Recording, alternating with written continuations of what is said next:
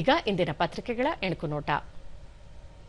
ಅಕ್ರಮ ವಿದೇಶಿಗರಿಗೆ ಎಸ್ಐಆರ್ ಬಲೆ, ಪ್ರಾಧಿಕಾರಗಳಿಗೆ ತಿಳಿಸುವಂತೆ ರಾಜ್ಯಗಳಿಗೆ ಚುನಾವಣಾ ಆಯೋಗ ಸೂಚನೆ.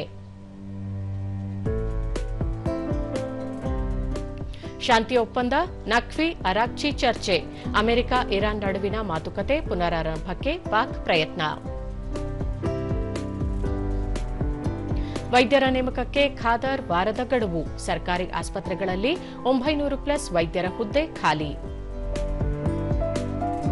ಶಬ್ದಕ್ಕಿಂತ ವೇಗದ ವಿಮಾನ ಪ್ರಯೋಗ ಯಶಸ್ವಿ, ನಾಸಾದ X-59 ಜೆಟ್ ಚೊಚ್ಚಲ ಹಾರಾಟ, ವಿಮಾನಯಾನದ ಭವಿಷ್ಯ ಎಂದೇ ಬಣ್ಣಿಸಲಾಗುವ ಜೆಟ್.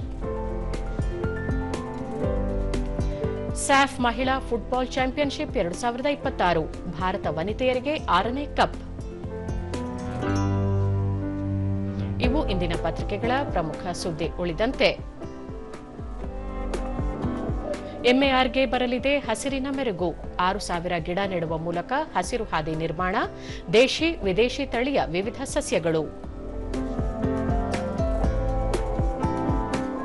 ಅಂತಿಮ ಘಟ್ಟಕ್ಕೆ ಜೋಜಿಲಾ ಸುರಂಗ ಕಾರ್ಯ, 13.15 ಕಿಲೋಮೀಟರ್ ಉದ್ದ, ಸಮುದ್ರ ಮಟ್ಟದಿಂದ 11,578 ಅಡಿ ಎತ್ತರ. ತರಕಾರಿ ದುಬಾರಿ, ಗ್ರಾಹಕರ ಜೇಬಿಗೆ ಕತ್ತರಿ, ಕೆಜಿ ಟೊಮ್ಯಾಟೋಗೆ 67 ರೂಪಾಯಿ, ನಿರಂತರ ಮಳೆಯಿಂದ ತರಕಾರಿ ಬೆಳೆ ನಾಶ.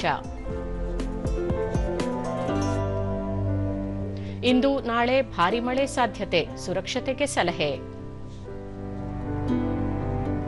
ವಿಶ್ವ ಯೋಗಾಸನ ಚಾಂಪಿಯನ್ಶಿಪ್, ಹೀನಾ ರಾಜ್ಕೋರ್ಗೆ ಚಿನ್ನದ ಪದಕ, ಮುಂದುವರೆದ ಭಾರತದ ಪಾರಮ್ಯ.